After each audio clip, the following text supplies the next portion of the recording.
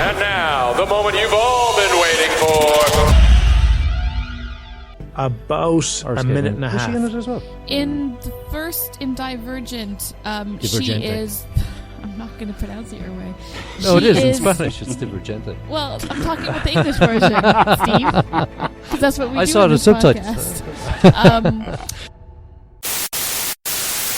Good evening and welcome to Is It a Bicycle? Season 10, Episode 11, the original and bestest ever TV and movie podcast. My name is Stephen Wrigley and I'll be your host for this evening. Beside me I have a man who this week said, it's amazing, the off-license is exactly 12 steps from where I park my car. It's Mike McDonough. Also beside me I have a lady who says the worst part of the robot uprising will be the constant software updates. Hey Shauna, I love Canada, O'Flaherty. Live from Vegas, we have a man who this week was in a Starbucks so crowded, he started working on someone else's screenplay. It's Sean Leonard. And in the red corner, it's our cuddly killer, a man who says, these beans taste like payday isn't for 2 weeks. It's Mark, superhero Leonard.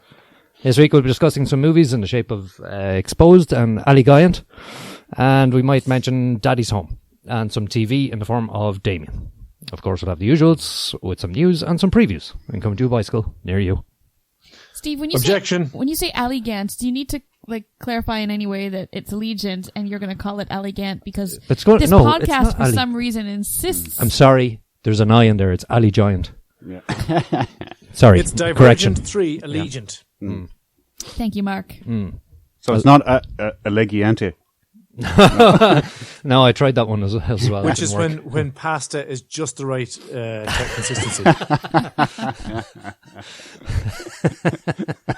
So true. If you're going to complain about the word Allegiant, can I just bring up another word in the English language, which is distinguish? Mm-hmm. You pronounce that G twice because you have the G in ing, and then you have a hard G with guish. So you say distinguish, even though there's only one hard G.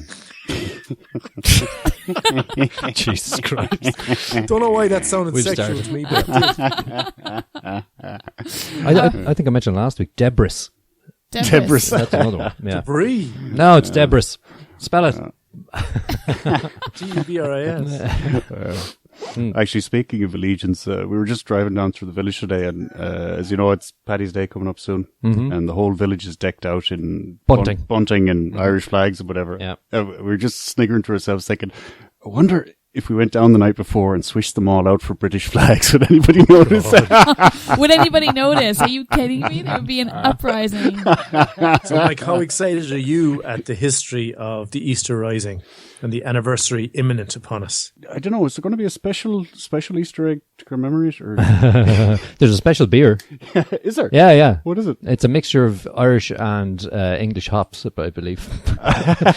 It's caused some controversy because I think it's called Children of the Rising or something. And people got upset because children and beer, alcohol, And it's tough to come up with a name because Black and Tan is already taken. Yeah, that's true. Yeah. I was at the reading of the proclamation today, and that's going to say the original, and the raising of the Irish flag. Mm-hmm. Oh, cool! At your kid's school or at some other kid's school? I just happened to be outside the town hall theatre when they were doing it this afternoon. Let's say. Nice. Yeah. I was at a play. Yeah. How cultured of you? Facebook is full of people showing various proclamations happening at the different schools around the place. It's cool, Kids are being taught in this country very early why we dislike the English specifically. And they all have soldiers come in to give them the flag too, you know. Oh, really? Yeah. This has been going on for months, and the various plays going on, and the one today, going from the reading the proclamation, and then I went to see a play in Irish, but it was Inside Out. Okay. Done by 7-year-olds. What could possibly go wrong? It was quite funny actually. Yeah. Mike, I think you're probably the best person. Could you give a really high level summary of what the 1916 Easter Rising was? Like, seriously, you're taking the piss. I think it's, there's probably a lot of people listening all around the world who don't know everything about 1916 like we do in this country. So what was it? What was it? Or maybe if you had a less educated non-Irish person on your podcast, not me, because I totally know what this is all about, but if there was somebody else who would maybe benefit from just a high level, like 3-year-old explanation. Well, you see, okay, once upon a time. But again, this is not me, because I do know this. Wasn't it something like Home Rule was about to happen, then World War I broke out, and then they decided, well, the Brits weren't looking, that they'd have a bit of an L rising. Yeah. This is why but basically, the mile high thing is basically we used to be Brits, and then in 1916 someone said, I don't think that's a great idea. Let's go and shoot stuff. And then the Brits came over and said, you call that a rifle? Look, guys, we've been here before. Yeah. So the centre of Dublin was levelled, and the people involved were murdered. Met tragic endings.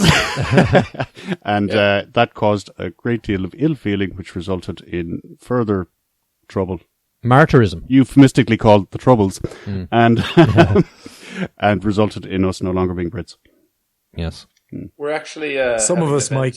We're actually having an event over here in Vegas that I'm organizing at the Writer's Block bookstore. We're going to be looking at some of the literature that led to and then came from, and stories about the 1916 Rising, given the centenary.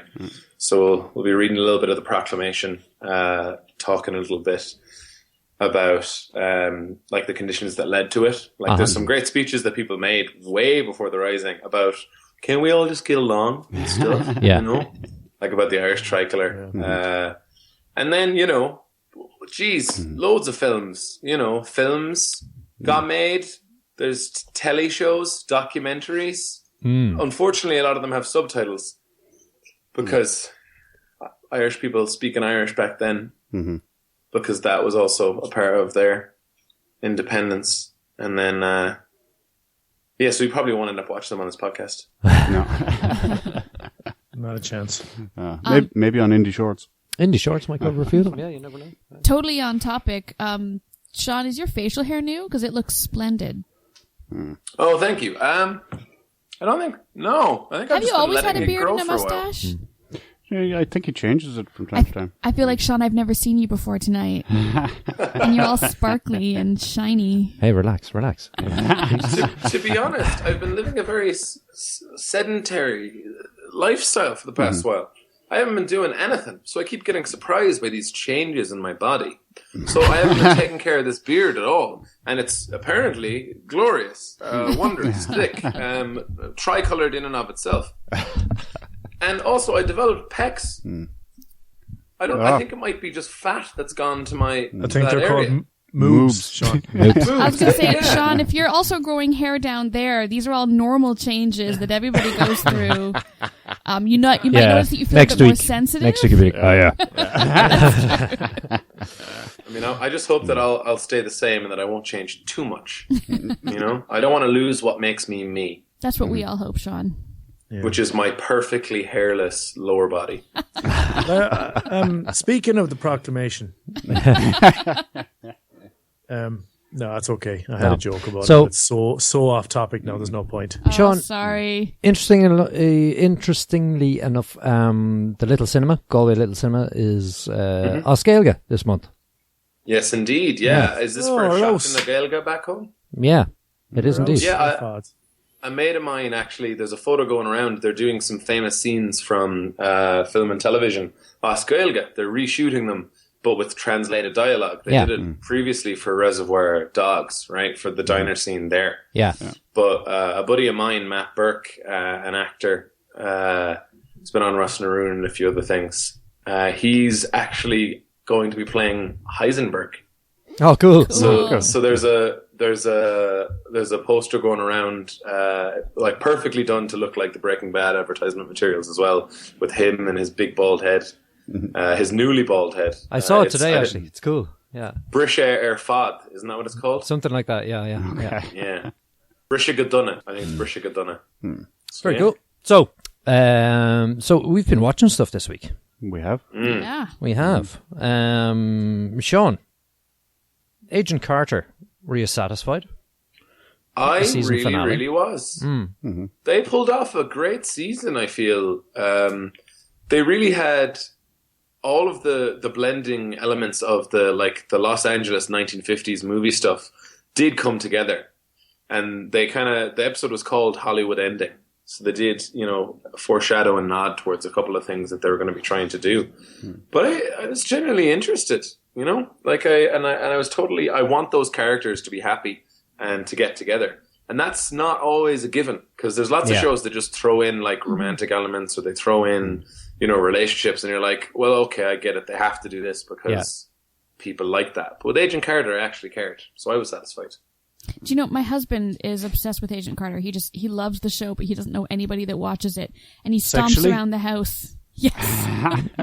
He stomps around the house. Will that lead to awkwardness when it comes on and he takes off his trousers? I just leave the room. I kind of know my place now. That's pretty sound of you, Sean. It's Carter time.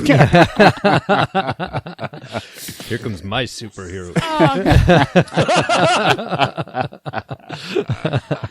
Anyway. Sorry, go on.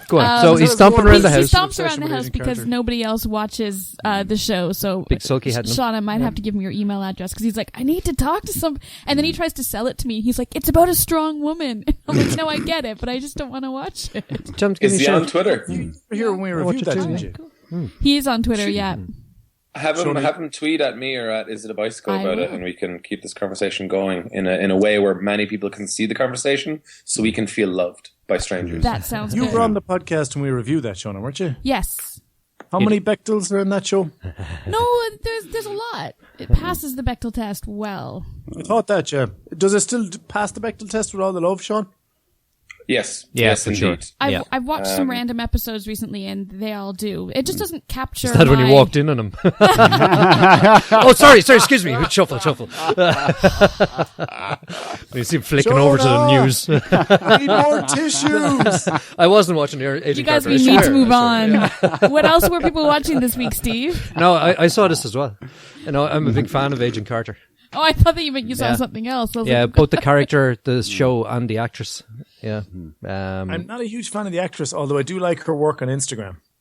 Oh, I haven't been following her on Instagram, but no, I think she's great. I think it's great. I really like it, cool. And it's one that I didn't think I'd like. The first one I thought, it's interesting, might be all right. But then it picked up pretty quickly, so kept my interest. So, cool. So I'm looking forward to the next season, which is, I think it's been given the nod. Oh, great. Yeah. Mike. Yep. You got to Deadpool. I did, finally. Mm-hmm. What did you think? I think I was probably expecting a bit too much. Because so many people had kind of been... This hasn't started well. Yeah, so many people had been, saying what a great show it was, and I don't know where I heard that, but... Right. So you went in with a lot of expectation, is that I did, yeah. And... No, still no spoilers, because I still haven't got to the cinema to see this. Okay. Yeah. To be fair, there were some very, very funny bits in it. Yeah. And there were some good bits of acting in it, but the two things... The constant voiceover really started to grate on me.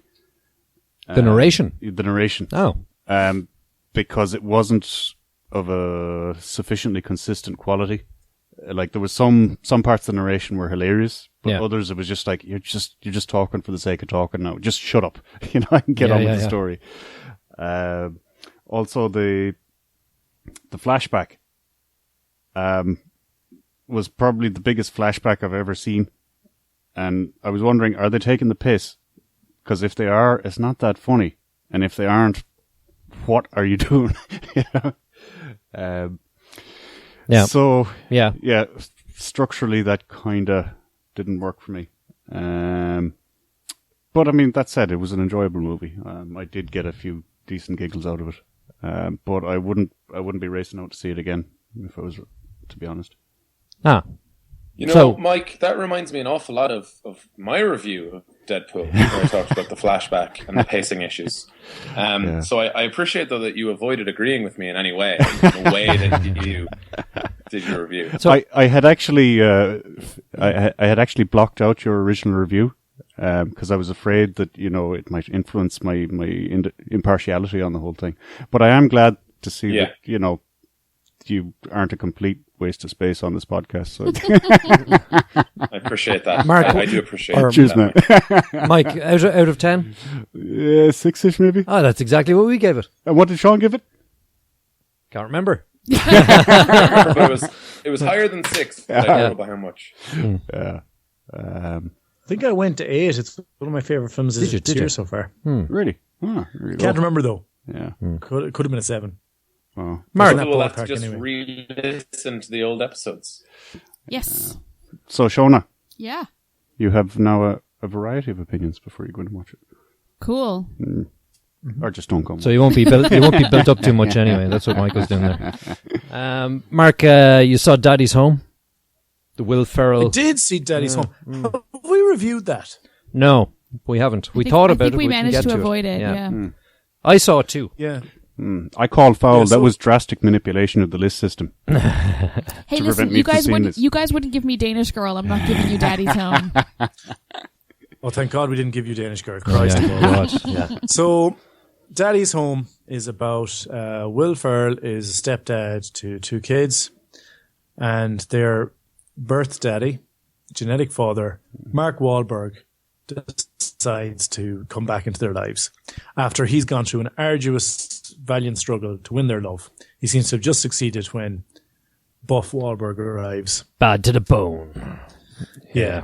And it's about 2 men in their struggle for the love of the same 2 children. Brackets, potentially their mother also. Yeah.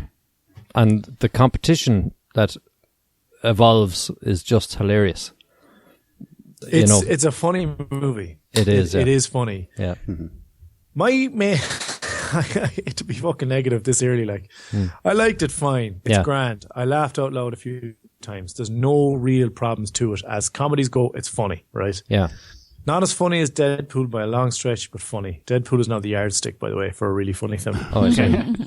My main issue is, I thought in terms of generating sympathy for Ferrell and for the plot to work, you needed to dislike Wahlberg. But he was so goddamn likable in this. Yeah. And he was almost... it reminded me of when The Rock was trying to generate heat. He was in the WWE as a heel. And he just couldn't do it because everyone loved him. And he'd start telling people about their bums made from sweets. They're candy asses, Shona. Oh, I was like, what? And he would say, back, The Rock has come back to some trailer trash. And they would all say it along with him, like in Ohio or something like that. And they all loved it. And he'd be there, stop it, you idiots. And they would love that as well. So Wahlberg was a bit like this because he wasn't really evil enough for me to dislike him. So then Ferrell then became a bit kind of just a bit stupid, you needed a bit of sympathy to keep his character relatable because his character is an idiot, as Ferrell's characters usually are. Yeah. Right. So I think it would have worked better if Wahlberg wasn't so good. Like if he just wasn't so endearing. He's just a lovable bastard. Yeah. But I enjoyed the film all the same. I enjoyed the film. Steve, you saw it? Yeah, I did. Yeah. I thought it was good fun as well. Yeah. Yeah, it's a lot of fun. The style of movie, it always has the sort of family friendly element to it, and it does have a bit of cheese sort of in there. I was delighted to see Bill Burr got to look in there as the angry dad of a bully, which is perfect for him, I just love the whole competitiveness. You see it in the trailer. There's a few things that to try and outdo each other, but there are quite a few others that you don't see, which are very, very funny. What do you mean you don't see? Is there an extras reel? No, as in you don't see in the trailer. Oh, right. Yeah. You mean what I mean is you're not seeing all the jokes in the trailer. There's plenty in there. Yeah, it's good fun. It's good fun. I'd recommend it. It's lighthearted, it's easy to watch, and it'll make you laugh. Yeah. And if you had to give it a number out of 10, say? 6 or 7. Be a very high 6, a low 7. So if you're forced to get off, 7. 7 on the dot. for me, but I think we're largely in agreement. Yeah. Yeah. Do you think, Mark, it'd be better if they replaced Wahlberg with, say, King Joffrey from Game of Thrones? No, he's the wrong shape for it. Yeah. There's a cameo in this film from John Cena. Oh yeah, and after recently watching Trainwreck, I think John Cena is the king of cameos at the moment. He also did a cameo. Remember that one in Sisters with Tina Fey and Amy Poehler, where she's having sex with him, and he just looks at her and he goes, "The safe word is keep going." It's a great cameo. Brilliant. But I think he's really good in those things. So I'd like to see more cameos from him in comedies where we can laugh at his enormity. He does make some excellent action movies as well. No, he doesn't, Mike. No, he doesn't. I saw a new TV show called Of Kings and Prophets. It's a biblical drama, Mike. It's the theme of this week's show. Yeah. So it'll be like your childhood. Thanks, Steve. Centered around a battle-weary king, a powerful and resentful prophet, and a resourceful young shepherd who happens to go by the name David. Oh. Yeah. And is he a good shot, is he? Yeah, and there happens to be another dude in there called Goliath. Yeah, who is massive, as you'd expect. Is he played by The Rock? No, he's not. Actually, I didn't look it up who it was, but he's very, very big. This stars Maisie Richardson Sellers from Star Wars fame. Oh yeah, yeah. Oh. So yeah, it's good. You know, I'd say, Mike, you'd like it. I'm not so sure many others will. You know what I mean? It's just sort of something that would appeal to you. It's got a bit of fighting, a bit of dragging, bit of killing. But it's got that biblical element to it, and all that theory. Good old fashioned testamenty stuff. Yeah, exactly. Yeah. Is it well acted? It is. Yeah, dialogue's good. Yeah. No complaints in that. Yeah.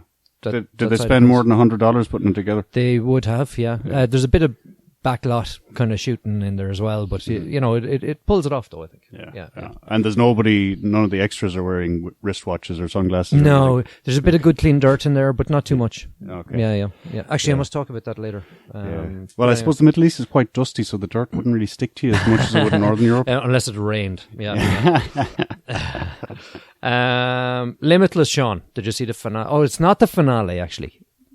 The finale is this week, isn't it? Yeah. It feels like a finale. It did, didn't it?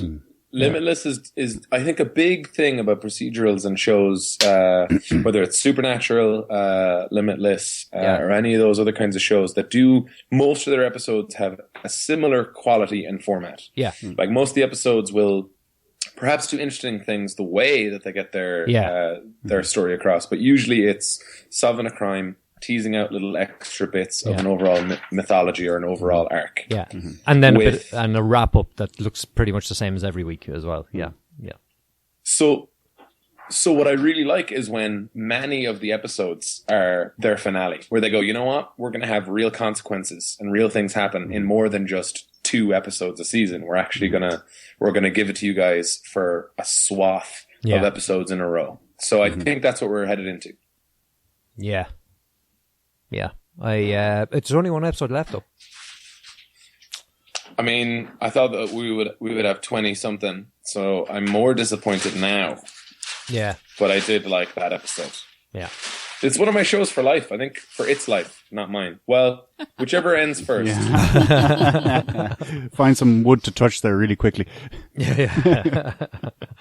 Okay.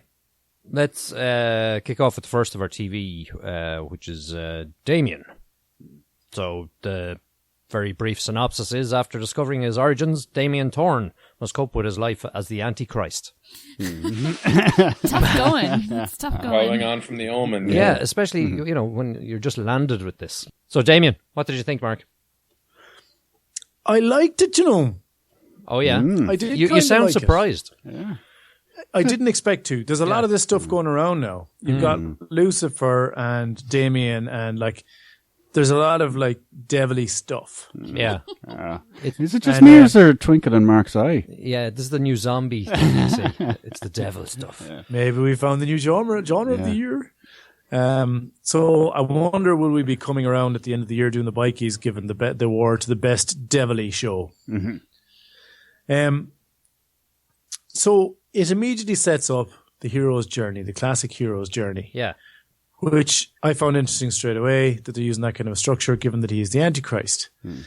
And of course, the hero's journey itself mirrors Christ's story, right, that they made up for the Bible. Yeah. So there was, I thought that they handled the devilly stuff really good, because there's a couple of elements that you're going to see in all devilly stories, like hellhounds. You got to have me some dogs. I like the way they did those. Yeah, right? Proper fucking dogs. Proper dogs. Like these guys are serious dogs. Like they're the King Charles Cavalier of the hellhounds. They got their gothic. Actually, it was funny because I was watching as the show started. I was looking at it, I was going, I said, you know what we need now is we need some gothic arches. And sure enough, the camera panned up and there was nothing but gothic arches for miles. And I said, oh, they know their audience here. They know their audience. So I think they knew what they were doing. They know the story they're trying to tell. They're trying to do the Omen thing, only done in a TV format rather than a movie format. And they seem to have parceled it out in this first episode, at least, in a bite-sized portion that I found easily digestible. Mike, one that left me hungry for more. Mike, did you? Good food analogy, Mark. That was continuous. Thank you. Good job. Did you find that this? What was it? Set 25 years after the 30, Omen? 30. 30, is it? Yeah. I had a lot of problems with this. Oh, The Omen being one of those, those growing up movies that just stick with you. yeah. Yeah. Yeah, for us, it's like Back to the Future and Ghostbusters. For Mike, it's fucking Omen. Never thought about that, actually. You see, they have taken, they've obviously linked it to the original movie. They've got, they've actually taken photos of, what's his name? Is it Jeremy or Gregory Peck? Who was in the original. Okay. So they've obviously made a direct link to the original movies, but they have forgotten Omen 2 and Omen 3. So it's like those movies didn't happen. Because in Omen 3, he's already grown up and not a very nice person. So I was struggling to figure out what they're making canon and what they're kind of just winging it. Sean? I presume, Mike, what they did was they went, there's no way anybody sought out Omen 2 and 3 to watch. Who would possibly do that to themselves? And if they did, they're probably going to be really glad we ignored all this bullshit that happened. I quite liked Omen 3, Yeah. I didn't think it was the worst film in the world at all. Nazarene, sorry, Mike, go on. You have won nothing. So yeah, it took me a while to figure out, okay, what's the order of events here? And that led me to my second problem, which is Mr. Thorne seems to have no idea who he is, even though through the movie series, it was quite obvious once he was, old enough to suck his thumb that he was a monster incarnate, Yeah, I was wondering, did he just think he was really, really, really unlucky? Yeah. And that was it. Yeah, like that everybody he loved around him died regularly. I meant to break into this is very annoying. I hate when I forget jokes because timing is so crucial. But I meant to break into your synopsis and say, this is the story of the most successful photobomber in the Middle East. Because obviously Damien's Guardian appears in all these photos, in basically every photo he's taken ever. Yeah. And it was actually like, they had the music going,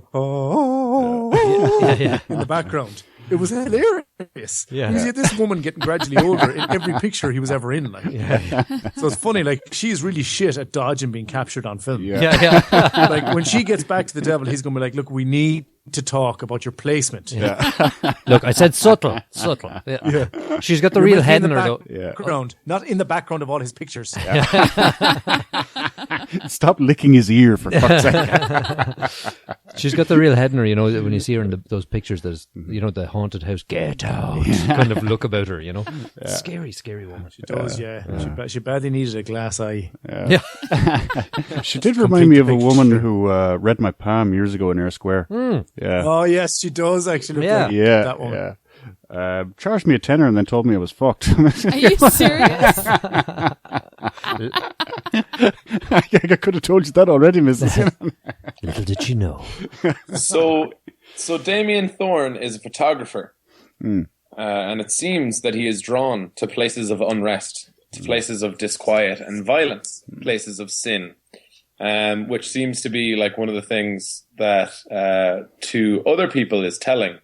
But because of whatever it is that he forgot about his former life, he just... For those of you paying attention, unrest is a synonym for disquiet. If you continue to pay attention to Sean's review, he may pull out some more.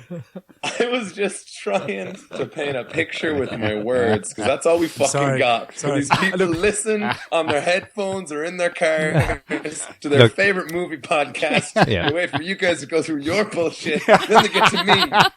Okay, people learn English from my shit. Yeah, we knew you were just trying to be clear and opaque and see-through. I didn't tell that joke, right?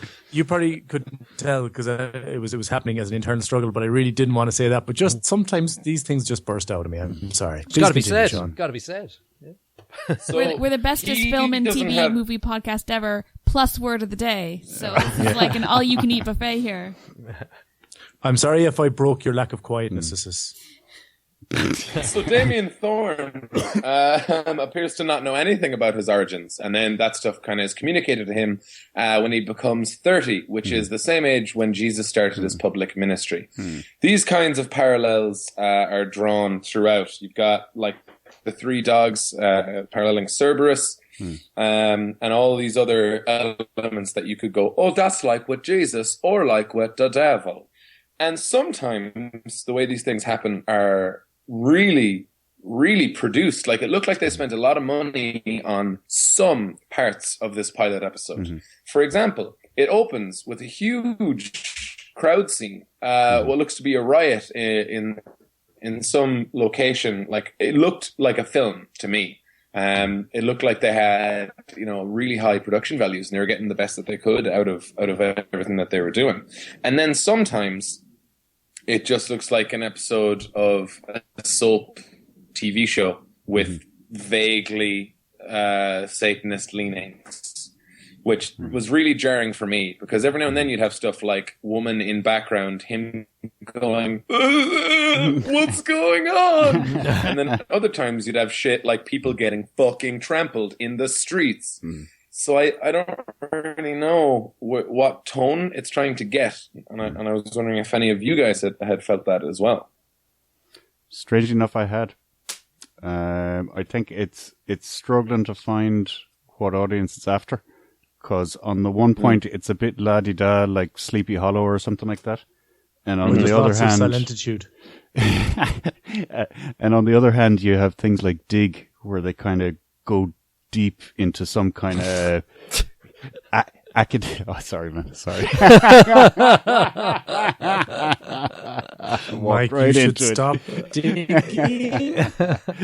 What I'm saying is a slightly more academic approach to the subject, which they had an opportunity for it when they went to visit a friendly old professor, but he promptly said fuck all of any use to the plot, and yeah, so they want to sort that shit out, because they're going to get one audience or the other, and they probably have one or two more episodes at most to avoid losing both of the audiences.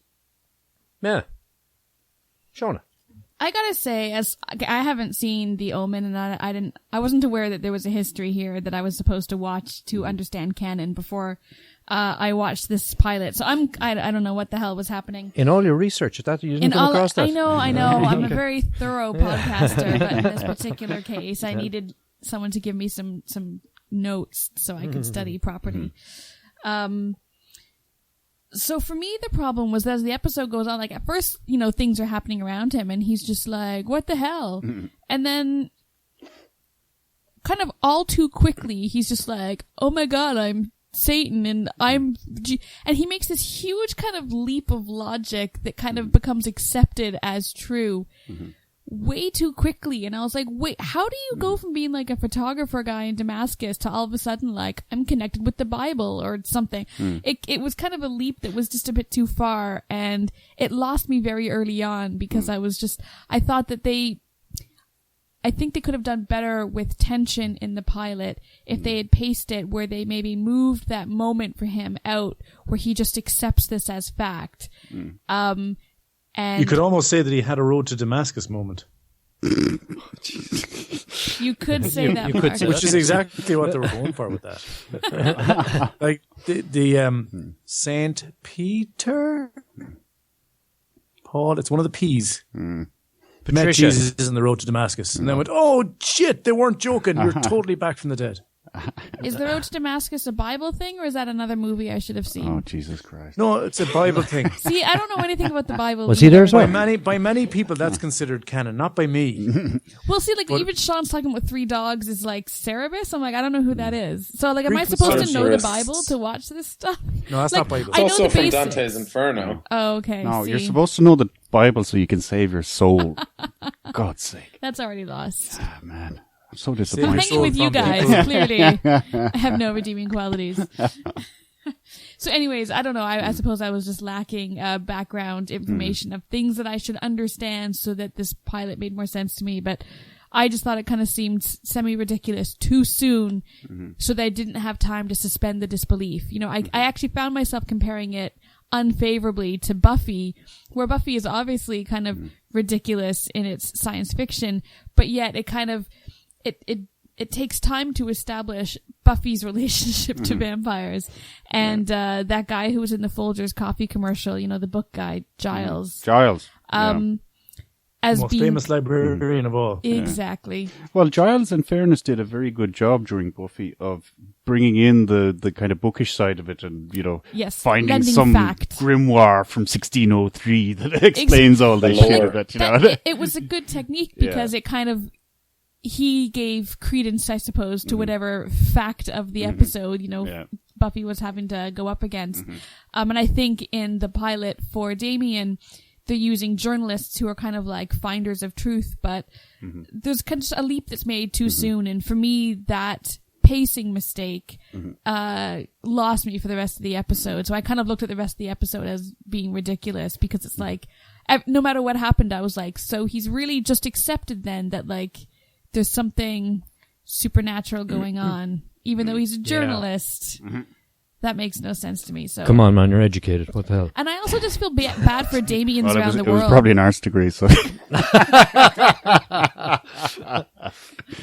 I just feel bad for Damians around the world because it's such a nice name, and like it keeps getting dragged through the mud. Like if you're Damien, poor you. You have a great name. Keep your head high. I used to go out with somebody who owned a Rottweiler called Damien. Nice. What about all the poor dog scared the shit out of me. Think about all the poor Lucifers out there, though. Can you imagine? That's tough going. I know if you're named Jesus, you kind of get away with it. Yeah, or true. Saul, you get away with it. Yeah. Actually, it was Paul on the road to Damascus. Paul, yeah.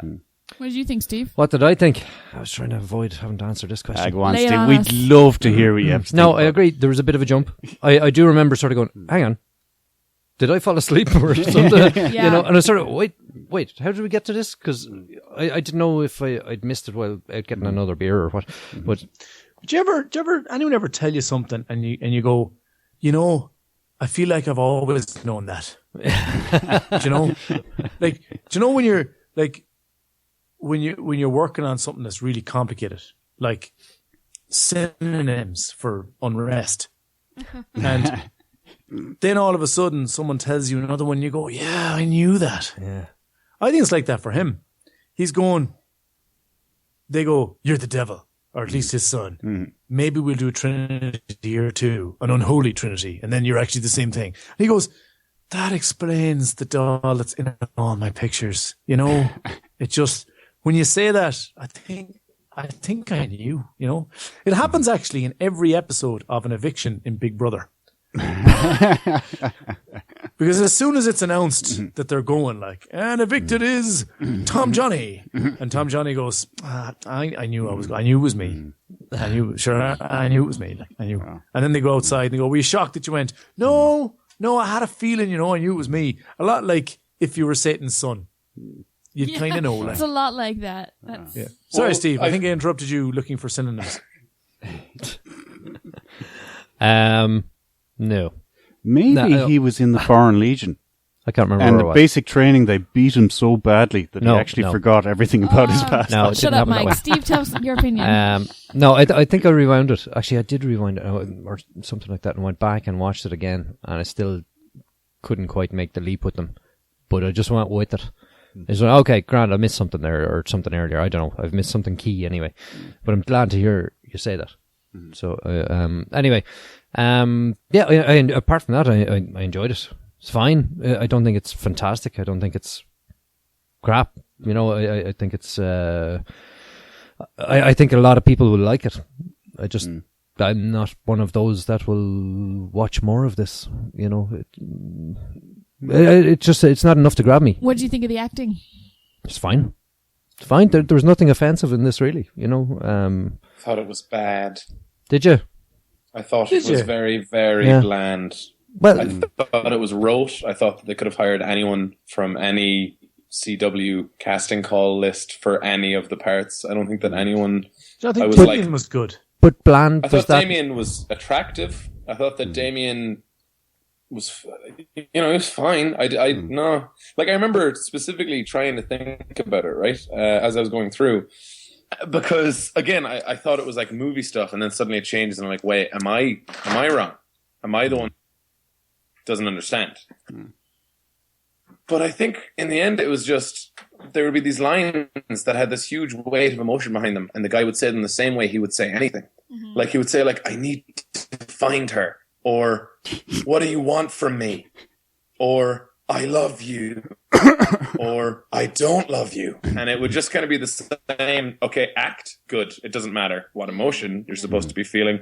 I believe this as much as I believe anything else you've said. Yeah, you feel like you're acting. Like that, wasn't it? But I suppose... He was handsome while he was doing this, though, Sean, right? Yeah, he was handsome. He was a lot cheaper than Alexander Skarsgård.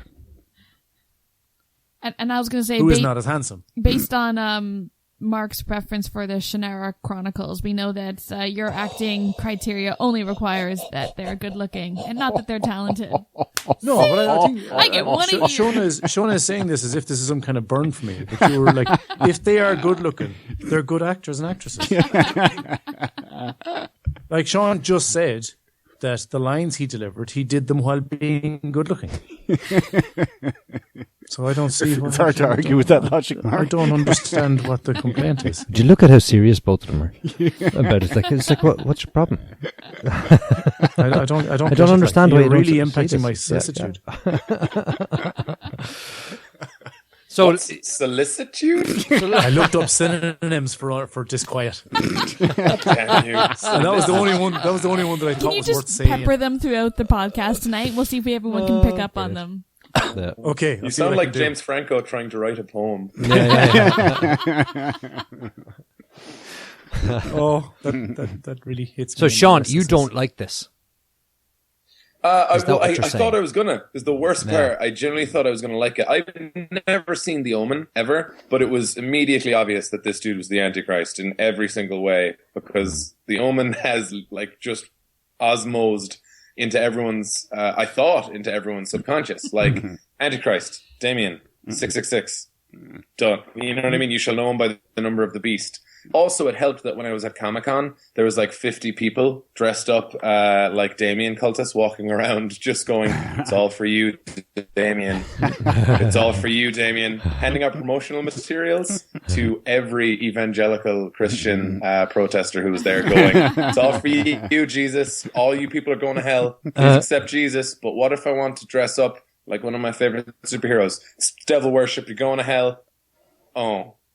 So I had a lot of goodwill for the show, and then it just got really bland and boring and poorly acted and rote and predictable. There's so many good ideas. They could do so many things because they get to parallel the Jesus story, and they get to do anything really from the Bible that they want. He's going to have a cult, and that's really cool. Like, what is his superpower? People believe in him. That's it. And I want to see that shit develop in interesting ways. But instead, I think we're just going to get some really cookie-cutter, boring stuff. I don't know. I think this might be this year's Bible. So we have the cult stuff from the following that they might get into. And it seems like they're more than prepared to bring in smaller characters who are themselves good looking. So I think this show could go a long way. So thriller from Mark. Thriller for me. I'm going to watch a couple. I'll report back. I'll report back on the level of attractiveness of the cast. Thanks, Mark. Jonah. Filler. Filler here too. Mike. I'm close to the fence on this one, but I'm going to give it a thriller because I want to see if it gets any better. Oh, okay. Yeah. Because it is the Omen, for fuck's sake. You know? And filler from John, I presume. Filler. They're very filler. I almost want to watch it out of some sick, twisted desire to see what they're going to do well and what they're going to do wrong, because it will be interesting. Don't bring that fretfulness on yourself, Sean. Okay. But it's filler from me. Okay.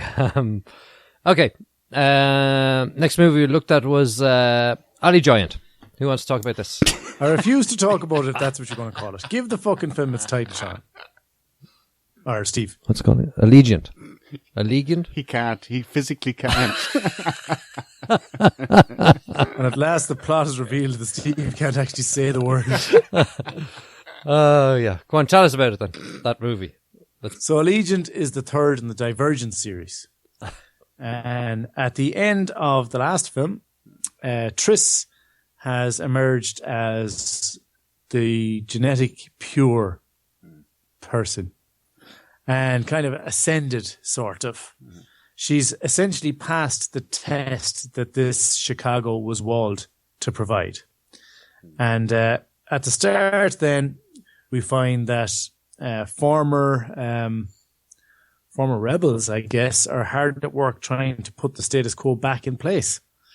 And she and some of her cronies decide that they want to get out of Chicago and discover the truth of what's out there, basically. So it's like Wayward Pines, only bigger. Well, am I the only one that's seen this, by the way? I haven't seen the movie, but I was going to ask, is this the third film, like the third of the trilogy, is it? I've read the books, so I can follow you in plot, but I haven't seen the film. And we've seen the trailer, so we've seen You're eminently qualified.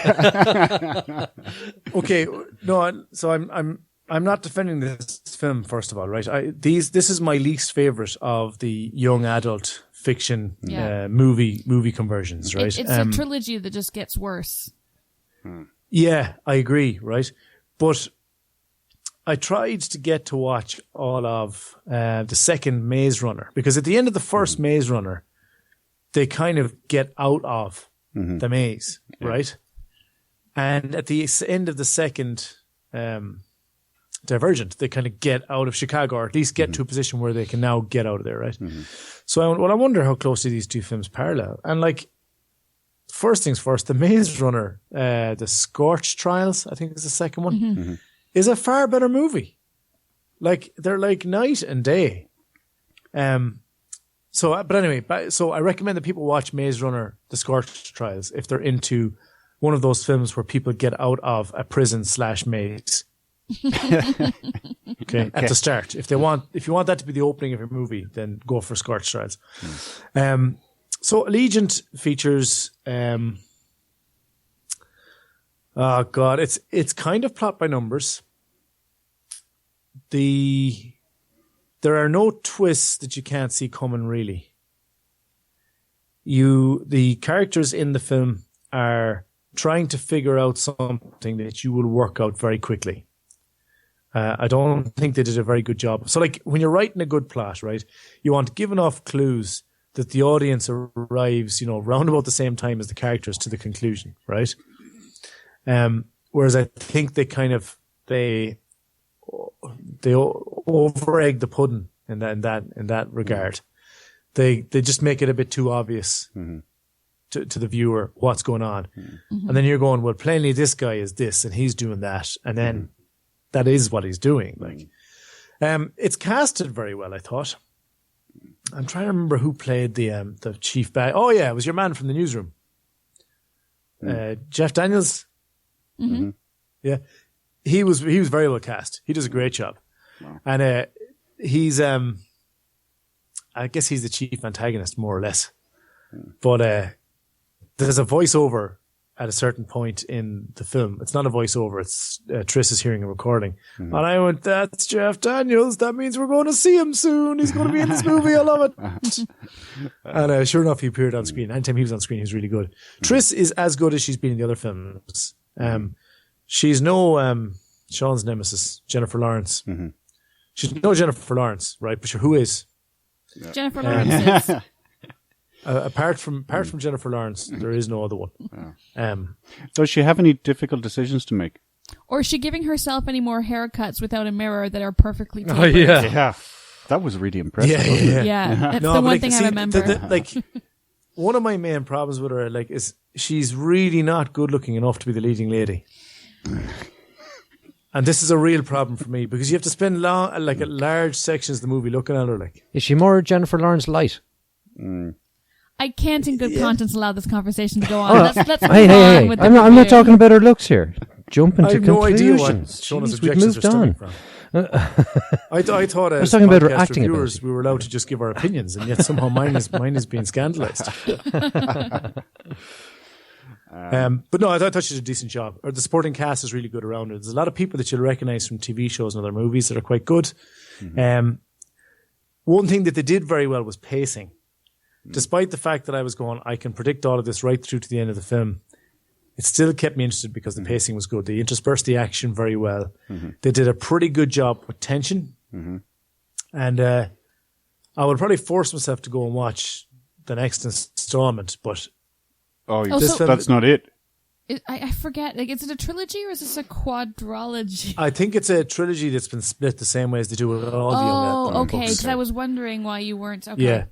So there's going to be another one. But it's less. I'll probably go and watch it just to get the story closed out because you need the closure, right? But I don't think this was a strong entry in the franchise. I don't think it's well written. It is by far the poor cousin of the young adult kind of post-apocalyptic stuff. I'm curious to see this film because I think the third book was by far the weakest. I think the first was the strongest, the second, and then the third was last, I think, in terms of the strength of the writing. And my feeling that, I think it's Veronica Roth who wrote the books. I'm not sure. That the first one went over so well that probably by the time she got to the third, there was probably already talk of making the first one into a movie. And I felt anyways reading the books that you could almost sense the pressure she had to make it cool and dramatic and, Hunger Games is a thing and, without wanting to talk about anything that happens in the third book, it just felt so much more predictable, especially, some major plot points that you just I finished reading it and I was just fuck that book. So I'm really curious to see if the movie can in any way improve on a book that I found was really disappointing compared to its predecessors. Is this one of those books that you only finish because you kind of, I've read two of them, I'd better if I that's exactly what it is.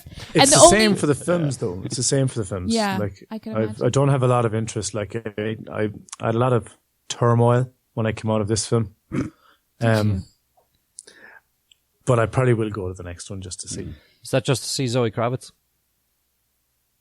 Who's Zoe Kravitz? Oh, which one is she? It's Lenny's daughter.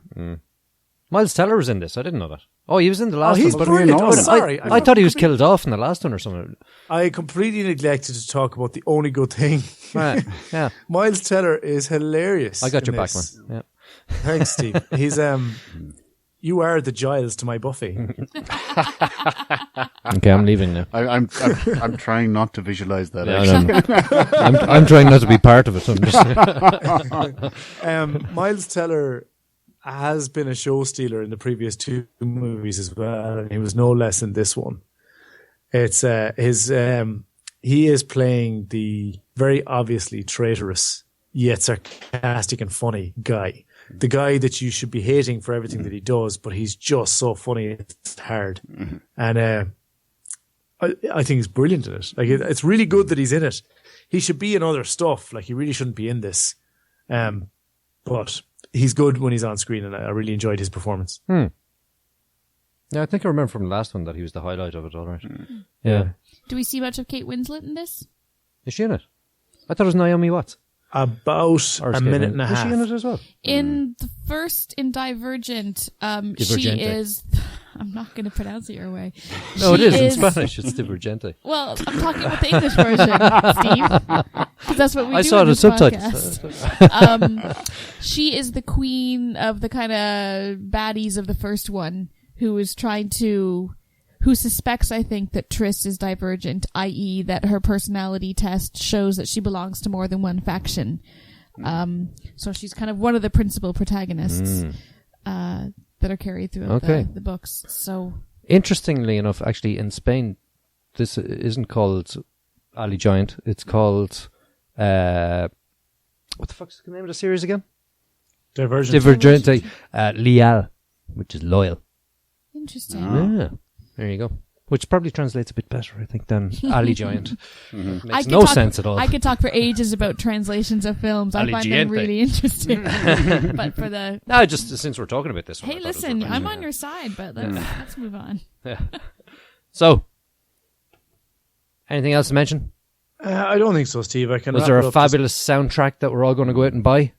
Soundtrack wasn't bad now. Yeah. I did actually notice it a couple of times, so it's funny. It's funny that you mentioned it, but there was a lot of decent music in that actually. No single song stuck out, but I did enjoy the score. There was a couple of things like that to distract you. Like I said, like the action being so well paced and all, that was good, and they did the climax of the movie. They did a lot of good things with the tension there that I enjoyed. I'm really curious to know where they cut this movie off in terms of where they divide that last book, but I won't ask you on air since I don't want to spoil it for the listeners, but I might ask you later. I can't really go there. Right? Is Triss better looking in the book? No, she's very plain, but then she's, you know how like in most movies you have the sexy librarian who takes off her glasses and puts her hair down and then she's hot. Triss in the book is just like really plain. Then she gets tattoos, cuts her hair, and has some eyeliner, and then she's a badass. So actually, that was another thing I liked. I liked the tattoos in this. Triss's are excellent. The one with the birds on her collar. It's a really good spot to get tattoos, I think. But so I'd wrap it up by saying Triss continues to be not good looking enough, and the Maze Runner Scorched Trials is a better film of this type. It was a disappointing installment, and it's only going to get worse. Dun, dun, dun. Yeah, probably. Yeah, and that fills me with foreboding. Because now you're bought in, you have to watch it. Yeah, exactly. I'm going to wind up watching the last of these films. I'm going to shell out good cash. For everybody else, I think you can safely just watch it on DVD. Although doing so, you will miss out on a lot of the scale of some of the big shots towards the end. There's a lot of tall things in this. Right. And some ridiculously designed buildings. But when you see them on the big screen and they're flying up and around them, it's actually quite cool. On the small screen, that's not going to come across as well. So look, it's a 5 for me. There's enough in it to give it an average score. Like Miles Teller, Jeff Daniels, and even the performance from Triss isn't bad. It's just not good looking enough. So yeah, average young adult film. Deshona. I haven't seen the film. Oh, jeez. I can rate the book if you'd like. Okay. So it's an average. I rate the book average. Okay. Grand. Okay, next up, we'll go to the news.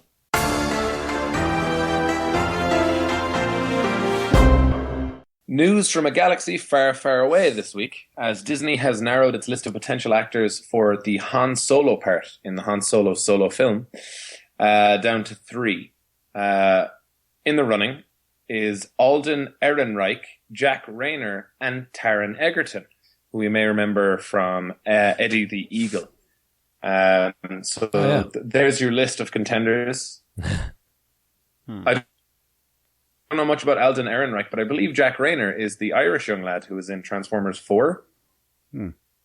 And as long as no one disagrees with me, that's what everyone will believe. There was an extended interview with Jack Rayner on the radio this week, and it was actually really interesting. He's a sound guy, and he likes his cars, and he has an expensive German brand car. Mm-hmm. Anyways, go on, sorry. Where does he stand on playing chess with Wookiees? I don't know. And another piece of news is that the release date has finally been dropped for the Luke Cage Netflix series. Luke Cage, played by Mike Cotter in the Jessica Jones series. This is gonna drop on September 30th. He's getting his own show. Oh yeah, that'll be amazing. I'm so excited. Sounds like you're on your own there. Yeah. Sean just shut down his laptop and started running.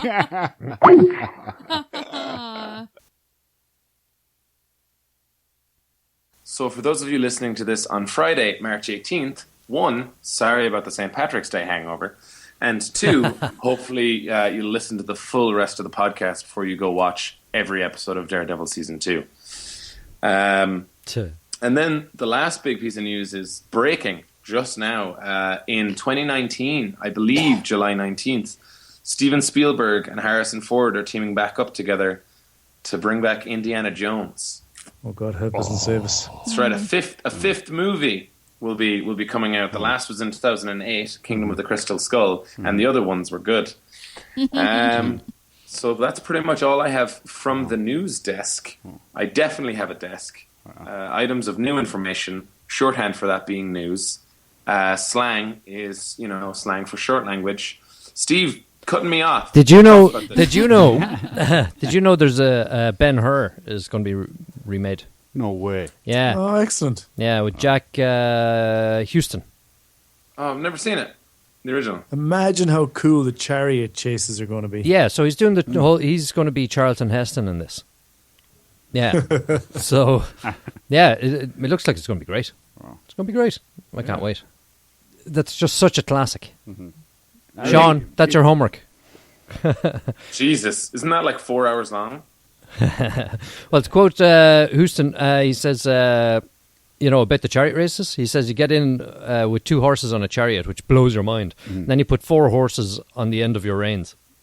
And he says it would be the equivalent of a Formula 1 race. Nice. Yeah. Could you imagine? Jesus. And he just says, every second he's thinking, I'm going to die, I'm going to die, I'm going to die. What do you call it? The pictures that have been released look really cool. Mm-hmm. Yeah. Are they going to film it in Rome? I doubt it. I doubt it. Probably a bit expensive. Yeah. Actually, speaking of news, wasn't there a bit of a row over Nina that we were talking about last week? Oh, there was. Yeah. Yeah, but, there is. There is. I didn't realize that this was an issue, this controversy. I think it's something that's been touched on before in terms of, what was it, Gods of...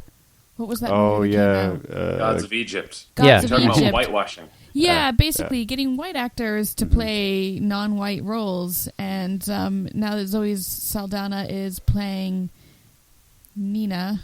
I know that she's gotten a lot of flack for the role, I think because she's wearing a prosthetic nose or something like that, and her family, Nina's family, have condemned the portrayal or something. Black flag. Is that what it's called? Is that a thing? I should mention, this was brought to our attention by a US TV addict who was very kind to point it out to us after we reviewed the Nina trailer last week. Next up is Exposed. A police detective investigates the truth behind his partner's death. The mysterious case reveals disturbing police corruption and a dangerous secret involving an unlikely young woman, says IMDb. Mm-hmm. So this stars. She sees supernatural things. Stuff, yeah. This has Keanu. Yes, it does. Ana de Armas. Doesn't she look like a model? I was looking at her act and I was just like, you must be a model, but I don't know her name, but she just looks like she would be a model. She's got nice eyebrows. And it's got Shooter McGavran's in this. Do you remember him? Yep. Shooter McGavran from Happy Gilmore, which is, of course, Christopher McDonald. Yeah. So what do you think? I think you should be bilingual to understand this film because it is about, I'd say 70-30. Spanish to English, would you say? Subtitles help. Yeah. Yeah. Subtitles do help. Yeah. Yeah, there's a fair bit of Spanish in it, all right. There is. Yeah. I thought... so the movie's called Exposed, and it opens on a scene of a woman kind of walking down like a subway tunnel alone at night. And the music is kind of tense, and I immediately got tense because I thought, she looks really exposed. You know, she's walking alone at nighttime, and I just thought that this is not safe. And I expected kind of, I suppose, what the trope would be, which is, you know, woman alone at nighttime. Obviously, she's going to get attacked. That is not what happens, by the way, so I was surprised by what happened next. But my expectations for the film... Sounds like clickbait. You won't believe what happened next. You'll just have to watch. So my expectations for the film were kind of like a thriller along that vein, and instead it ended up being... I'd call it a slow burner, except it burned so slowly that I don't know that there was ever a flame. Is the best way I think I could describe the film. For me, it felt like the film never really got going until the end, when there was a few moments of like, huh. And that's kind of as good as it got. Ah. What did you think? I enjoyed it. I thought, you know, this is a directorial debut. Is it? Yeah, and it ended up that the director wanted his name taken off it. He wasn't proud of it? He had a bit of a falling out with how the project was going and where it was going, because originally it was called Daughter of God, and it was that would make more slightly sense as a different. title. Yeah, it would, wouldn't it?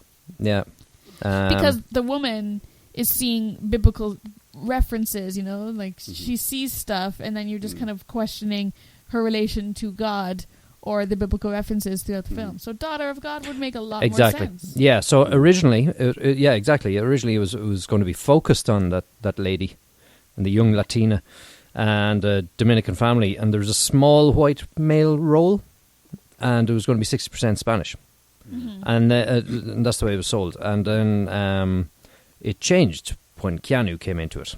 It was supposed to be like a serious drama that focused on social issues that affect women, really. Right. And they wanted to turn the movie into a Keanu Reeves cop thriller. And he was just like, fuck that shit. Yeah, well, I guess if I was the director and that was the change they were making, I'd say fuck that shit too. Yeah, he actually had the name changed on it. I'm not sure if it was legally or what, but yeah. So the filmmaker Guy Malik Linton, it's all out now, his first time indie filmmaker, he legally battled to remove his name when he disagreed with Reeves over the project, and so now it's known as Dale. So Keanu Reeves was the one who was kind of pushing for his part to be embiggened? Yeah, he was the supervisor. It was Keanu's movie. Oh. So it was all about him, so apparently. Allegedly.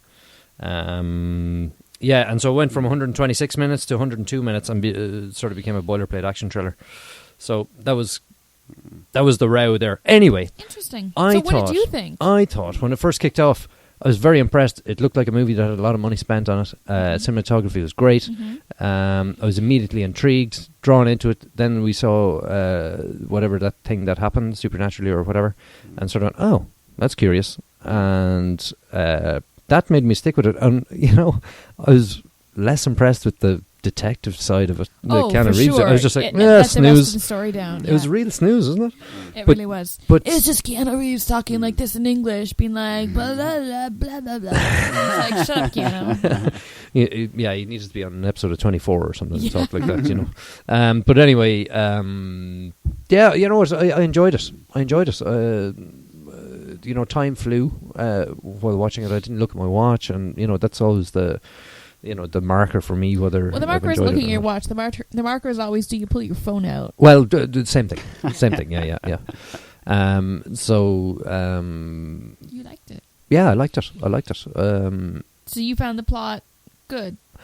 I found it intriguing, and then after the movie had finished and all parties sort of had been addressed, all their storylines, I was very impressed. Okay. Yeah, with the storyline. Really? Yeah. What did you think of the pacing then? You see, this or is maybe where it's directoring. Directoring. Sorry, where Sean and Mark's English is stepping up this week. Mine is decidedly taking a backseat. Yeah, like I say, it was the detective side of things. I was just like, yeah. we didn't need, and that was where the pace sort of lacked. But I really loved the other side of it. Yeah, it was certainly the more interesting, and I think now that you've explained the backstory of the film, I can see where that's kind of made a divide in kind of a sliding doors version of the film. Where I think that other version would maybe make the story better. It would tell the story much better. Whereas now, I don't know if Keanu thought that by making his part bigger, it was making it more relatable or trying to bring it to a wider audience, i.e. an English-speaking audience. No. I'm not sure, but I don't think it was the right way to go because it certainly detracted from what was supposed to be the more interesting story. Now, that being said, I still think that the Latina story in the film, I think the pacing is still just too slow, and maybe if they had been able to focus more on her story, they could have edited that pacing so that there was kind of more of a pull. I think the beginning of the film, they did a good job of kind of making it intriguing and pulling you in. But I think from there until, some of the final scenes, really, I don't know. I kind of just got lost a bit, and I think if they had brought that story along and streamlined it a bit more. Okay, I get you. Yeah, there was a bit of pointless to and froing in there, all right. Yeah. I don't know if. Yeah, I think there was, but like in the way that those scenes are shot, sometimes you're just like, why am I watching this scene? What's it bringing to the story? There wasn't a lot of drama or even, building or tension. I mean, there was tension in some scenes, but I didn't feel like there was an overarching kind of pull towards an ending or like it was going anywhere. It kind of almost started to take on almost a documentary feel of kind of stepping into this life, which can be effective as a film. But here, I don't know, it didn't really capture me. Or my attention anyway. What did you think of the scene where she's trying to explain her Immaculate Conception? Yeah, it was interesting because not having had subtitles for the version I saw and not knowing Spanish, I got to pick up on a few words like miraculo or something. And it was funny because you could see, and she's gone through all these. She's gone through a few events that have clearly got her thinking about, divinity, or she's kind of questioning her relationship to it because it kind of keeps coming up in her life. And you can see in her face her, not eagerness, but her kind of wanting this family that she's so close to support her. But instead she gets this other reaction of disbelief, which I think anybody, of course, would react. I mean, how would you feel? Unless you're Damien Thorne. Yeah. Sorry. Who's Damien Thorne? Damien. Oh, see, Jesus Christ, I still don't know.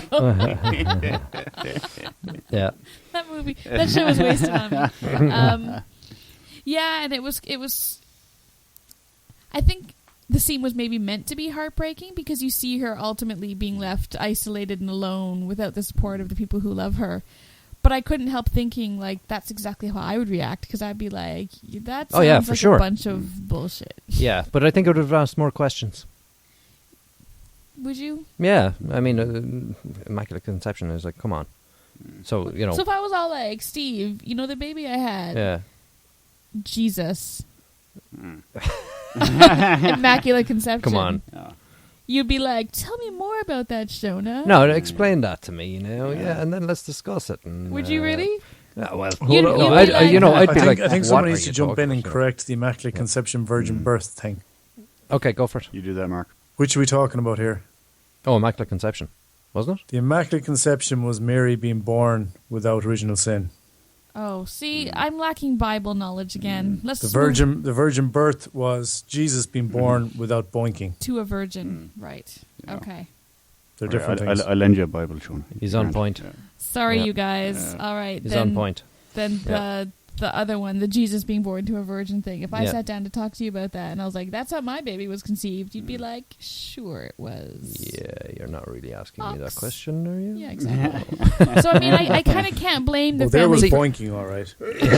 See, if you said that, we wouldn't be friends if you had asked me. That's true. See, I'd have figured that out beforehand, So, anyway. It's not that I discriminate. It's just, don't be silly.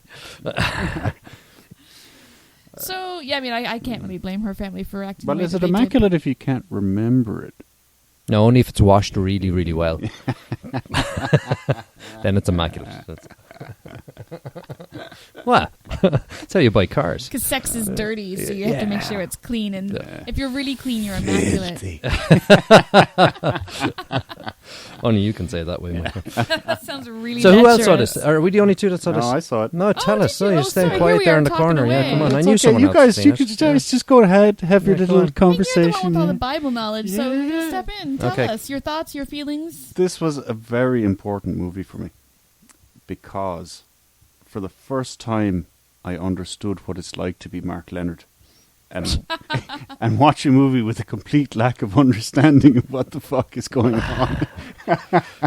You didn't get Can't subtitles either. figure did you? out whether to be offended by that or not. No, I think he's on your side here. I was just like the language wasn't a problem for me because, as you know, I'm a fluent Spanish speaker. Did you not have subtitles? No.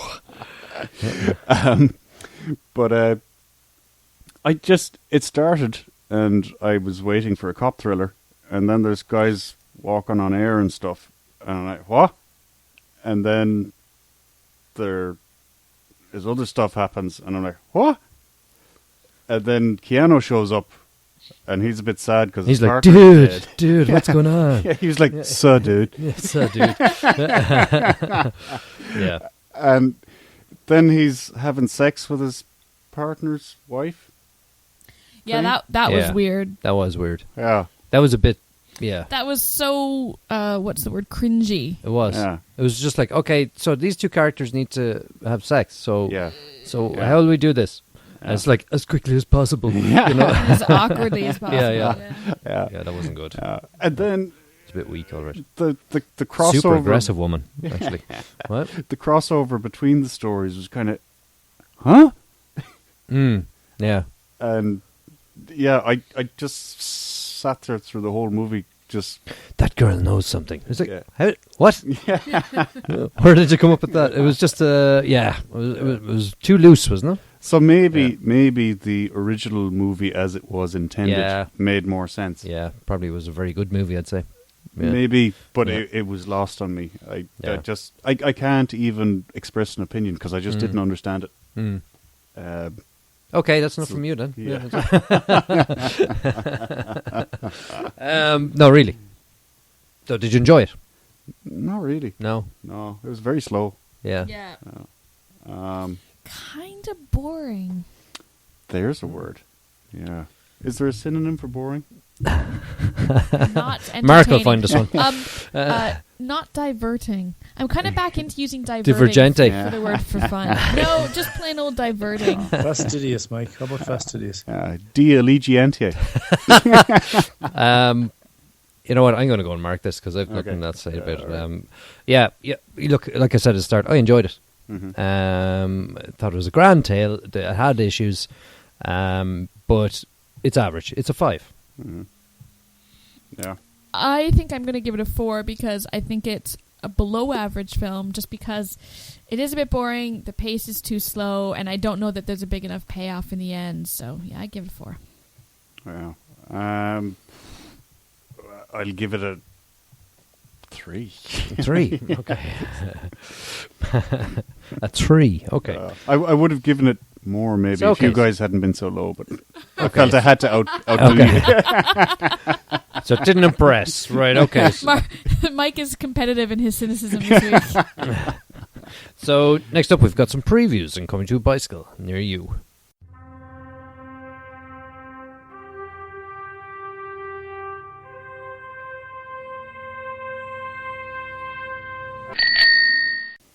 This one's got a good spread this week. Yeah, these ones that we're looking at, like we've got almost like a shotgun. Cover a bit of everything. Yeah, it's the first one when I saw it, I was just like, oh god, I have to put this one on, even though it's going to be the worst movie ever. And they made it out in someone's like back garden or something, which is Sniper Special Ops. Oh god, yeah, it's like. You guys liked American Sniper, so here's another film about an American sniper, but this time it stars Steven Seagal. Yeah. Do you care? My answer is the greatest no. action hero of the 80s. Of course we care. Did you see they've got like 3 What about buildings in the whole thing? But they're 3 really buildings. good buildings. Yeah, but did you notice how clean they were? That's what I wanted to mention. Like the whole streets, You they're were talking immaculate. earlier about clean dirt. Yeah, So this is there clean dirt. wasn't even dirt. It was everything's clean. Even the vehicles they drive up in, they're brand new. You look at the ones that the terrorists are using. You know, the curtain sides, fucking spotless. Yeah, You know, I couldn't get over it. But they have to give them back to the leasing company afterwards. Exactly. I'll make you a bet. You know, the lines in it are so corny. They're just brilliant. brilliant. I don't. This movie looks so bad. And I liked American Sniper, I have to say, despite my best efforts to not like it. I found myself liking it, but this film just looks shite. Mark, what do you think? Oh, it's a B movie for sure. It Marked is a out at B 2. movie Yeah. featuring an excellent person. Who? Well, there are several, but I'll just pick one. Okay. Steven Seagal. Oh. Rob Van Dam is in it also. Yeah. Is he? Yeah. Any Alright. relation to JC? None. He looks a bit like him, so his wrestling does. gimmick was that he's Rob Van Dam. He's a wrestler from ECW who had a brief run on the WWE also. I was very impressed that they managed to get Steven Seagal to fit into a combat jacket. They were being very careful how they shot him, I notice. Yeah. Like, I was going, oh man, he's going to look so bad when he tries to run or something. Yeah. He doesn't really, and when they do, they kind of diagonally have the camera at him. Yeah. So he's all shoulder and thigh and very little belly. He's bulky, and you're kind of wondering, is that buff bulk? But is he not? Is he? No, he's no. very unbuff these days. Okay. Yeah. He's let himself go. just and puts let's lots face of it, ammo Aikido's not strapped gonna to him. fix that. Like, Yeah, it's true. Yeah. Some excellent dye, I thought, on his beard. Very, very black on black. Oh yeah, just for men. Yeah, I think so. Yeah, it. We should probably write to the producers, see what the maker was. Yeah. 'Cause Boot polish, I'd say, if he's out in the field. He just seems like so one-dimensional and thoroughly unlikable as a character in this film. I think what you mean to say, Sean, is that you feel so much safer when you know he's around. I agree with Mike. Okay, so this is this B movie. I guess Mike's going to watch it and come back to us, and Mark will as well, I'm sure. Yeah. I wouldn't mind. I wouldn't mind getting an old look at it. Yeah. Steven Seagal was part of my formative years. You mentioned Jean-Claude Van Damme. Yes, I Did did. you hear our review of Yes, I did. the news item? I did. Jean-Claude Van Johnson. Yeah. Gotta love it. Yeah. Next one I looked at was Vice Principals. There's a couple of characters in here that I think we've seen before. We've got Danny McBride. We've got your buddy from what's the name of that honky tonky show that you like? Justified. Yeah, that's the one. Yep. Yeah. I also like that show. Yes. So be careful how you go on here, Steve. Watch No, yourself. Walton Goggins is his name, isn't it? Is that right? Walton Goggins. It is. Yeah. I quite like him as an actor. It's just that Justified didn't do anything for me. But He was in Hateful Eight as well. Yes, he was actually. He was brilliant in it. So you admit he can be brilliant. Oh yeah, it's not him. It's just the show. Justified did it. Yeah. No, this looks funny. This looks funny. Do you think so? It's another competitive thing, but Danny McBride's in it. I'm just going to laugh at him. He just makes me laugh because it's based, Eastbound and Down. Actually, it reminds me a lot of Eastbound and Down. That kind of humor. So yeah, I think I'll laugh. You don't think you'll like it? No. Is the trailer two vice principals competing to be principal? Yeah. And hilarity ensues. Yeah. Yeah, it looks stupid. It's a bit like Daddy's Home. It is stupid. It is stupid. Yeah. You're not going to learn. That's what Danny McBride does. Yeah, you're not going to learn anything from this. Like. There might be a few life lessons to take away. I'll let you watch the movie and teach me the life lessons and save me the time and the money of going to see it. Mark, you excited? Very excited, Steve. Can't wait. You sound really excited. What about Captain America: Civil War? No, that's exciting. Oh, there we go. Look at him. Spider-Man. Finally get to see Spider-Man appear. I couldn't find that. I couldn't find that I either. searched and searched and searched. Where the fuck is You Spider-Man? need to talk to somebody who's good with computers. I watched trailer 1. Yeah. I literally YouTubed. So tell us what happens. What happens? Captain America, Spider-Man, and I got it. Oh. It's not that hard, Mike. Oh, fuck you, Yeah. Shona. Jesus Christ. It's almost You like cheated. you can just throw in words. words being the key to your search. Anyway, Spider-Man appeared in this latest trailer at the very end, Iron Man kind of gives a nod to him, saying, "Dude over there, do the thing," and then some webbing attaches to Cap's shield, and Spider-Man steals it and jumps over onto a car. Really cool. And then he goes, "Hi guys," and that's the end of the trailer. And it was really, really good. So in the comics, everybody knows Spider-Man's on Iron Man's side initially. So everybody knows Spider-Man's in Civil War, and everybody knows that they made a deal with Sony to use him for a while. Oh. So everybody knew he's in Civil War, he just hadn't seen him yet. Okay. So it's a kind of I don't know, like an eclipse thing. You knew it was coming. No, it's not like an eclipse because you can plan that. It's like, I don't know, the female orgasm. I don't know what to compare it to. One of those things. An eclipse or an orgasm of some kind. An ecliptic orgasm, maybe. No. You can do that. Yeah. So Mark's certainly excited. Shona? Yeah. Yeah. Mike? I may actually watch this. Really? Yeah. Just to see Iron Man get beat up. Wow, I better go back and watch the first one, I suppose. I do remember. You've seen the Iron Man, though, haven't you? No, I mean Captain America. Does Spider-Man get beaten up as well? You could That'd be skip cool. the first one, Steve. You can go straight to Winter Soldier. Bucky is only in the first one for a very short while. Okay.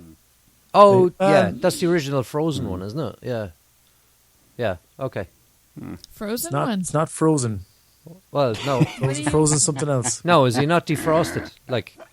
No, Bucky was Captain's friend before he joined the army and became an experiment that made him into Captain America. Yeah, was he not frozen then, after that? Bucky? No, Captain America. Captain America. Yes. Yeah. Okay. So which bit aren't you following? Frozen is the name of a very popular film. No, that's I'm not referring to Frozen. That's what you're not. Snow goes right on the No, don't. Okay, moving Cole on. never moving bothered me anyway. Next one we saw was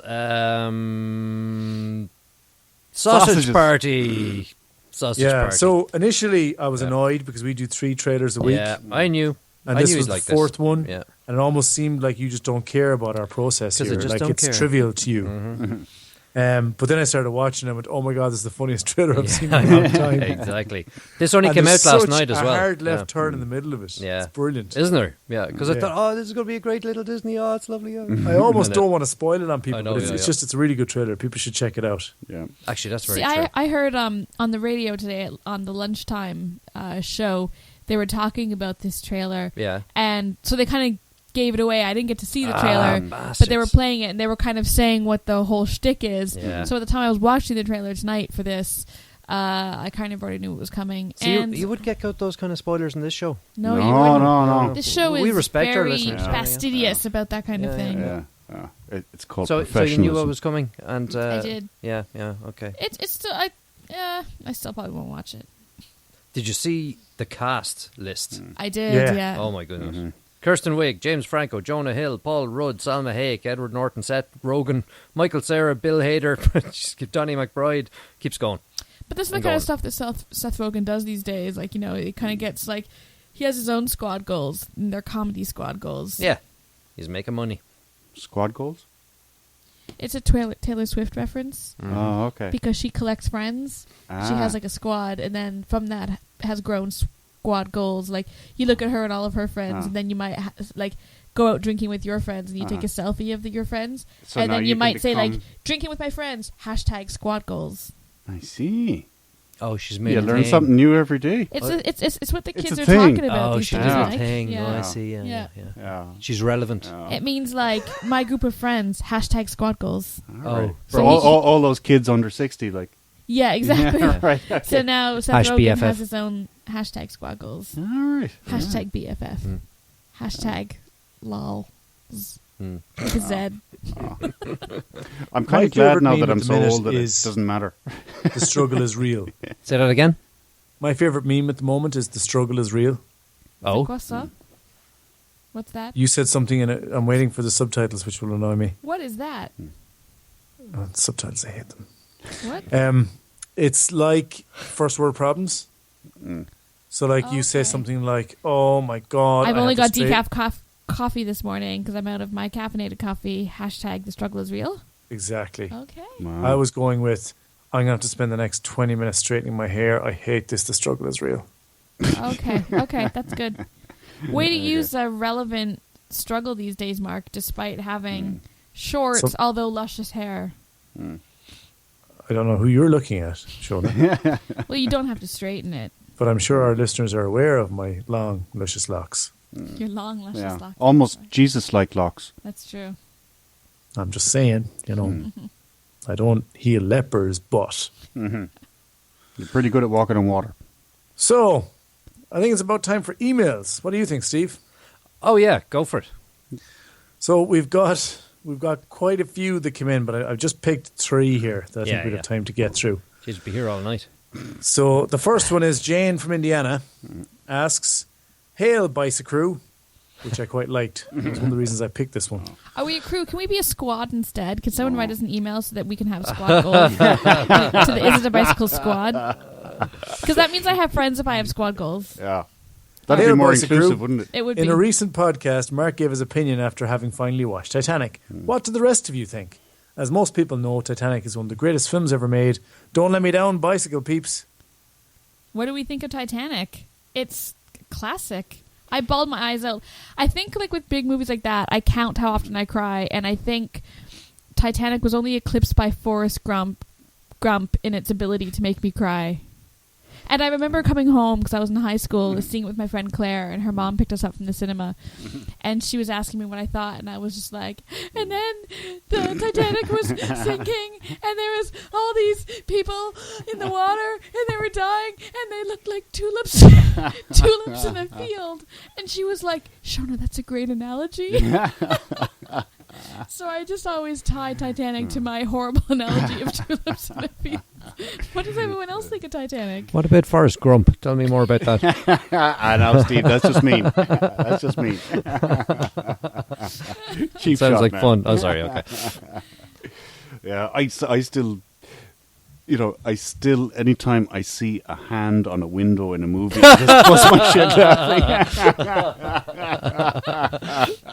Do you know, in my gym class the other week, our trainer had us put a tensor bandage thing around our hips so that we could do some kind of weight lift, kind of keeping the hips back. And we were supposed to kind of lean into it. And, like, all I could do the whole time I was on that part of the circuit was just like, I'm king of the world. That's the one thing about Titanic, is that it's become such an iconic film that it's almost a parody of itself now. Yeah, part of because pop there's culture now. Yeah. That's it. Yeah. Like Celine Dion's like, hitting batting of the chest and like Celine Dion. But when I watched it, like that shit rocked my world. It was just like, this film is incredible. And Leo was handsome and young. Oh God, so ageist and so shallow. You beat me to it, Steve. I was about to point out that Shona works the same way that I do. Yeah, it's true. She denies it, but she does. Yeah, I use a lot of words, but you guys know I'm all about the sticks and bones. Steve, what did you think We're all of about Titanic? the cinema. What did I think about it? Yeah, give Titanic Titanic, your film review. yeah. It's one that I didn't watch for months after it first came out on purpose because there's so much hype about it, and I felt I was either going to be really disappointed or really disappointed. So I didn't watch it for ages. Probably a year actually. No, I really enjoyed it. It's a classic film. It's well made. Obviously, it's well made. It's won every Oscar. Yeah.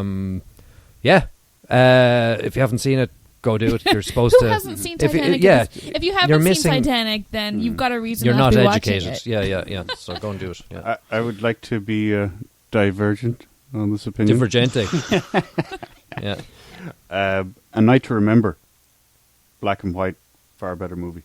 Same Yes, story. I've seen that too, actually, and that's pretty powerful, actually. And what I like about it is it cuts to the chase. It does. It doesn't do the whole character building and have the whole, Dancing in the Moonlight. Yeah, and drawn out love story thing going on. Yeah. You know, Yeah, they just get to the drowning as quick as possible. which is fine in context, and it suited Titanic. But I do like the old one. Yeah. It's got. It was much more stiff upper lip. Oh yeah, totally. You say the ship is sinking. Well, Sebastian, could you get the Jeffrey, women? surely you can't be serious. Straight to the lifeboats, and lock those damn Irish in. So was I here and I forgot because I'm chronically sleep deprived, or was I gone for Mark's review of Titanic? You missed it. Oh, you missed it. Mark, give it to us in a capsule wardrobe. 5 words. What did you think? You mean a summary? Oh, I liked it and I cried a lot. So I think Jane is going to be happy with that answer. It seems like we're all, apart from Mike as usual, the grumpy old fans of bollocks. Titanic. Hi, Bicycasters. I have been listening to you guys for a couple of years now, and there's a mystery that has plagued me for some time that I feel only Mike is best placed to answer. Jesus. What bloody age are you? Mark would have us believe that you should be carbon dated, and Steve seems to think you fought in the 1916 Easter Rising. Which is it? Respectfully, Porrick and Cork. He's 83 and don't listen to anything else he says. That's what I always said, like a dating site for people his age should be called carbon dating, That's a really good idea. Well, it's kind of hard to give a straight answer to that because, like my hero Han Solo, I was frozen in carbonite for an extended period of time. He doesn't know. He doesn't know what age he is. He lost count. He doesn't know anymore what he is. He's too old to remember how old he is. I used to know back in the 70s, but sure, I ran out of numbers. So. 1470s. Yeah. Fuck you, Porrick Rick. and Cork, it looks like you're not going to get an answer, I'm afraid. It's a The secret. real age of Mike is going to continue to be a mystery. It's a state secret. So I struggled about including this last email, but I'm going to put it in, see what you think, right? Dear Is It a Bicycle? Having spoken to Mark in real life, I know that he speaks a little differently on the podcast. What I term his infomercial voice. There's a virtual high five all around. Do the rest of you speak differently when you're recording? Would you consider the podcast a performance of a kind, or just some guys having a chat? Really enjoy the show. Keep up the good work, Don in Galway. We actually all hate each other. So that's definitely a performance. Well, performance. And I'm actually Scottish, so this accent's just to put on to diversify the cast. You do it quite well, though. Yeah. Yeah, thanks. Sometimes I slip And back you're into male. my Scottish brogue. Oh, and I'm a guy. Yeah, and black. Yeah. But you're black with a small nose. If you've just joined us, you should refer back to the news actually before you make any allegations. Mark, have you ever considered infomercial work? It seems like I should. I may have a career there now. Yeah. You could sell broken televisions. That's Steve. Those were all the emails that I felt were worthy of broadcast today. I like that last question. Although performance sort of implies that there's been, preparation. Effort. Yeah. Well, it is true. You bastards keep telling me to stop cursing. Yeah. So I am probably a lot more polite on this show than normally. Yeah. This is true. Yeah. Actually, just going back to last week's emails, there was do you remember there's a question about zombie weapons? Yes. Yeah, I got caught up on that. Yeah. Have you changed your heart, have you? You want to change your answer? It wasn't so much a change of answer, but it was very forcefully pointed out to me that I was full of shit. Well, we do our best every week, Mike, to let you know, but it doesn't seem to be sinking in. Apparently, the Roman gladius wasn't heavy enough to crack through a skull. So I'd have to change the answer from a gladius to just a standard heavy short sword that is heavy enough to go through a skull.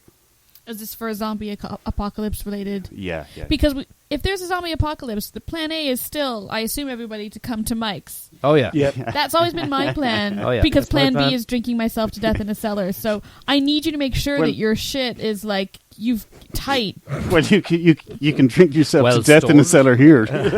I was just going to say, if you want to drink yourself to death, go to the place where they're guaranteed to already be halfway there. I'll walk in the door and have a bottle of wine waiting for me. But I just, seriously, Mike, don't let the team down. I need you to make sure you've got your shit sorted. You just remember, there's a good... it's actually 47 yards from here to the far side of the green. So you've got to sprint that and hope I'm a good enough shot for you to make it. And that I'm in a good enough mood to waste my ammo covering you. Oh, but Mike, you like me. See, Mike, here's what I figure. You are going to be the brains of the operation, and then we'll get Mark and Steve to be the brawn, and I'll just kind of cower behind everyone drinking. I don't know where Sean That's is. your special powers. Cowering and drinking. I don't really have any useful skills. Shona will be there crying, going, without another woman, I can't pass the Bechdel test. I'll just be drinking myself to despair because I fail the Bechdel test with every word I say. Every day, I fail it every day. Okay, I think that's all we've got time for this week. So from Mike, Mark, Steve, Sean, and Jonah, stay classy.